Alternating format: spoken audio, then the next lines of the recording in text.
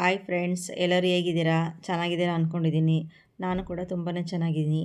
ಯಾರೆಲ್ಲ ನನ್ನ ಚಾನಲ್ ನೋಡ್ತಾ ಇದ್ದೀರಾ ದಯವಿಟ್ಟು ಸಬ್ಸ್ಕ್ರೈಬ್ ಮಾಡ್ಕೊಂಡು ನೋಡಿ, ಲೈಕ್ ಮಾಡಿ, ಶೇರ್ ಮಾಡಿ, ಕಮೆಂಟ್ ಮಾಡಿ. ನೀವು ಸಬ್ಸ್ಕ್ರೈಬ್ ಮಾಡ್ಕೊಳ್ಳೋದ್ರಿಂದ ಯಾವುದೇ ಒಂದು ವೀಡಿಯೋ ಅಪ್ಲೋಡ್ ಮಾಡಿದ್ರು ಅದು ನಿಮಗೆ ಫಸ್ಟ್ ನೋಟಿಫಿಕೇಷನ್ ಬರುತ್ತೆ. ನಾನಿಲ್ಲಿ ಹೀರೆಕಾಯಿ ಪಲ್ಯ ಮಾಡೋದು ಹೇಗೆ ಅಂತ ಇವತ್ತು ಹೇಳ್ಕೊಡ್ತಾ ಇದ್ದೀನಿ. ನೋಡಿ, ನಾನು 1.5 kg ಅಷ್ಟು ಹೀರೆಕಾಯಿ ತೊಗೊಂಡಿದ್ದೀನಿ. ಅದನ್ನ ನೀಟಾಗಿ ವಾಶ್ ಮಾಡಿ ಈ ಥರ ಒರೆದು ಇಟ್ಕೊಂಡಿದ್ದೀನಿ. ನೀಟಾಗಿ ಕ್ಲೀನ್ ಮಾಡಿ ನೀವು ಕೂಡ ಇದೇ ಥರ ಮಾಡಿಟ್ಕೊಳ್ಳಿ. 1.5 kg ಹೀರೆಕಾಯಿ ಯಾಕೆ ತೊಗೊಂಡಿದ್ದೀನಿ ಅಂತ ಅಂದರೆ, ನಮ್ಮನೇಲಿ ನಾವು 8 ಜನ ಇದ್ದೀವಿ. 2 ಟೈಮ್ ಪಲ್ಯಕ್ಕೆ ಬೇಕು, ಮಧ್ಯಾಹ್ನಕ್ಕೆ ಮತ್ತು ರಾತ್ರಿಗೆ. ನಾವು ತರಕಾರಿನ ಜಾಸ್ತಿ ಯೂಸ್ ಮಾಡ್ತೀವಿ, ಮಕ್ಕಳಿಗೂ ಕೂಡ ತುಂಬಾ ತಿನ್ನಿಸ್ತೀವಿ. ಹಾಗಾಗಿ ನಾನು ಯಾವುದೇ ಪಲ್ಯಗಳು ಮಾಡಿದ್ರೂ ತರಕಾರಿನ ಜಾಸ್ತಿ ಹಾಕಿ ಕ್ವಾಂಟಿಟಿನ ಮಾಡೋದು. ನೀವು ಅಷ್ಟೇ, ನಿಮ್ಮ ಮನೆಯಲ್ಲಿ ಎಲ್ರಿಗೂ ಕೂಡ ತರಕಾರಿನ ಜಾಸ್ತಿ ತಿನ್ನಿಸಿ, ಆರೋಗ್ಯಕ್ಕೆ ತುಂಬಾ ಒಳ್ಳೆಯದು. ಅದರಲ್ಲೂ ಕೂಡ ಈಗಿನ ಮಕ್ಳುಗಳು ತರಕಾರಿ ತಿನ್ನಲ್ಲ ಅಂತಾರೆ. ನೀವು ಈ ಥರ ಪಲ್ಯ ಮಾಡಿಕೊಡಿ, ಅವರು ಇನ್ನೊಂದು ಸಲ ಮಾಡಿಕೊಡಿ ಅಮ್ಮ ಅಂತ ಅಂದ್ಬಿಟ್ಟು ತಿಂತಾರೆ. ಹಾಗಾಗಿ ನಾನು ತರಕಾರಿನ ಜಾಸ್ತಿ ತೊಗೊಂಡಿದ್ದೀನಿ. ಈ ಥರ ಕ್ಲೀನ್ ಮಾಡ್ಕೊಂಡು ಆದಮೇಲೆ ಸಣ್ಣ ಸಣ್ಣದಾಗಿ ಈ ಥರ ಕಟ್ ಮಾಡಬೇಕು. ನೋಡಿ, ಈ ಥರ ಸಣ್ಣ ಸಣ್ಣದಾಗಿ ಕಟ್ ಮಾಡಿ ಇಟ್ಕೊಂಡಿದ್ದೀನಿ. 100 ಗ್ರಾಮ್ ಆಗೋಷ್ಟು ತೊಗರಿಬೇಳೆ ತೊಗೊಂಡಿದ್ದೀನಿ. ಇದು ಎರಡನ್ನೂ ಕೂಡ ಒಂದು ಅರ್ಧ ಗ್ಲಾಸ್ ನೀರು ಹಾಕ್ಬಿಟ್ಟು ಪಾತ್ರೆಯಲ್ಲಿ ಬೇಯಿಸ್ಕೊಳ್ಳೋಣ. ಜಾಸ್ತಿ ನೀರು ಹಾಕೊಳ್ಳೋಕೆ ಹೋಗೋದು ಬೇಡ, ಯಾಕಂದರೆ ಹೀರೆಕಾಯಲ್ಲಿ ನೀರಿನ ಅಂಶ ಇರೋದರಿಂದ ಅದು ನೀರು ಬಿಟ್ಕೊಳ್ಳುತ್ತೆ. ಹಾಗಾಗಿ ಜಾಸ್ತಿ ನೀರು ಹಾಕೋದು ಬೇಡ. ಒಂದು ದೊಡ್ಡ ಗ್ಲಾಸಲ್ಲಿ ಅರ್ಧ ಗ್ಲಾಸಷ್ಟು ನೀರು ಹಾಕ್ಬಿಟ್ಟು ಚೆನ್ನಾಗಿ ಬೇಯಿಸ್ಕೊಳ್ಳೋಣ.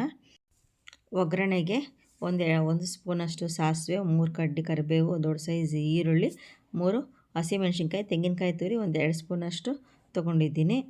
ಎಣ್ಣೆ 3 ಸ್ಪೂನಷ್ಟು. ನೋಡಿ, ಈ ಥರ ಚೆನ್ನಾಗಿ ಬೇಯಿಸ್ಕೋಬೇಕು. ಈ ಥರ ಬೇಯಿಸ್ಕೊಂಡಿದ್ದೀವಿ. ಈ ಬೆಂದಿರೋ ರಸ ಇರುತ್ತಲ್ಲ, ಇದನ್ನು ವೇಸ್ಟ್ ಮಾಡೋಕ್ಕೆ ಹೋಗ್ಬೇಡಿ. ನೀವೇನಾರ ಉಪ್ಸಾರು ಬಸ್ಸಾರು ಮಾಡಿದ್ರೆ ಅದಕ್ಕೆ ಯೂಸ್ ಮಾಡಿ. ಇಲ್ಲ ಅಂದರೆ ಇದಕ್ಕೆ ಪೆಪ್ಪರ್ ಪೌಡರು, ಕಾಳು ಮೆಣಸಿನ ಪುಡಿ ಬರುತ್ತಲ್ಲ, ಅದನ್ನು ಹಾಕ್ಕೊಂಬಿಟ್ಟು ಸಾಲ್ಟ್ ಹಾಕ್ಕೊಂಡು ಕುಡಿಯೋದ್ರಿಂದ ತುಂಬಾ ಚೆನ್ನಾಗಿರುತ್ತೆ. ಸೂಪ್ ಥರ ನಮ್ಮನೇಲಿ ನಾವು ಯಾವತ್ತೂ ಕೂಡ ವೇಸ್ಟ್ ಮಾಡೋಲ್ಲ. ಈ ಥರ ಪೆಪ್ಪರ್ ಪೌಡರ್ ಹಾಕ್ಕೊಂಡು ಸೂಪ್ ಥರ ಕುಡಿತೀವಿ. ನೀವು ಒಂದು ಸಲ ಟ್ರೈ ಮಾಡಿ ನೋಡಿ, ತುಂಬಾ ಚೆನ್ನಾಗಿರುತ್ತೆ. ಈಗ ಒಗ್ಗರಣೆ ಮಾಡ್ಕೊಳ್ಳೋಣ. ನೋಡಿ, ನಾನು ಹೇಳ್ದಂಗೆ ಒಗ್ಗರಣೆಗೆ 3 ಸ್ಪೂನಷ್ಟು ಎಣ್ಣೆ, ಸಾಸಿವೆ, ಕರಿಬೇವು, 3 ಹಸಿಮೆಣ್ಸಿನ್ಕಾಯಿ, ಒಂದು ದೊಡ್ಡ ಸೈಜ್ ಈರುಳ್ಳಿ ಹಾಕ್ಕೊಂಡು ಚೆನ್ನಾಗಿ ಫ್ರೈ ಮಾಡ್ತಾಯಿದ್ದೀನಿ. ಇದು ತುಂಬ ಫ್ರೈ ಮಾಡಬೇಕು ಅಂತ ಏನಿಲ್ಲ. ಈರುಳ್ಳಿ 3/4 ಭಾಗದಷ್ಟು ಬೆಂದರೆ ಸಾಕು. ಸ್ವಲ್ಪ ಅದು ಬಾಯಿಗೆ ಸಿಗಬೇಕು, ಆಗಾಗ ಚೆನ್ನಾಗಿರುತ್ತೆ. ತುಂಬಾ ಮೆತ್ತಗೆ ಬೇಯಿಸ್ಕೊಂಡ್ರೆ ಅಷ್ಟು ಚೆನ್ನಾಗಿರೋದಿಲ್ಲ ಫ್ಲೇವರು. ಅದು 3/4 ಭಾಗದಷ್ಟು ಫ್ರೈ ಆದರೆ ಸಾಕು, ಅದಕ್ಕೆ ತುಂಬಾ ಚೆನ್ನಾಗಾಗುತ್ತೆ. ಈ ರೆಸಿಪಿ ನಮ್ಮ ಅಜ್ಜಿ ಕಾಲದಿಂದನೂ ಮಾಡ್ತಾರಂತೆ, ಅಮ್ಮ ಮಾಡ್ತಾಯಿದ್ರು. ಅಮ್ಮ ನನಗೆ ಹೇಳ್ಕೊಟ್ಟಿದ್ದಾರೆ, ತುಂಬಾ ಚೆನ್ನಾಗಾಗುತ್ತೆ.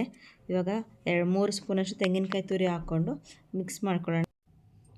ನಾನು ಮಾಡ್ತಾಯಿರೋ ವಿಧಾನದಲ್ಲಿ ಒಮ್ಮೆ ಮಾಡಿ ನೋಡಿ, ತುಂಬಾ ಚೆನ್ನಾಗಾಗುತ್ತೆ. ಇಷ್ಟ ಇಲ್ಲದಿರೋರು ಕೂಡ ಇಷ್ಟಪಟ್ಟು ತಿಂತಾರೆ. ಎಲ್ಲರೂ ಕೂಡ ಹೊಗಳುತ್ತಾರೆ, ವಾವ್, ಏನು ಇಷ್ಟೊಂದು ಚೆನ್ನಾಗಿ ಮಾಡಿದ್ದೀರಾ ಈ ಪಲ್ಯನ ಅಂತ ಹೇಳ್ತಾ ಇರ್ತಾರೆ. ಇದಕ್ಕೆ ರುಚಿಗೆ ತಕ್ಕಷ್ಟು ಉಪ್ಪು ಹಾಕೊಳ್ಳೋಣ. ಉಪ್ಪನ್ನ ನೋಡಿ ಹಾಕ್ಕೊಳ್ಳಿ.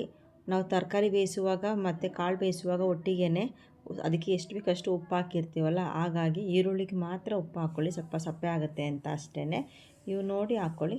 ಇದಕ್ಕೆ ಬೇಯಿಸಿರುವಂಥ ತರಕಾರಿ ಮತ್ತು ಕಾಳನ್ನ ಹಾಕ್ಬಿಟ್ಟು ಚೆನ್ನಾಗಿ ಮಿಕ್ಸ್ ಮಾಡ್ಕೊಳ್ಳಿ.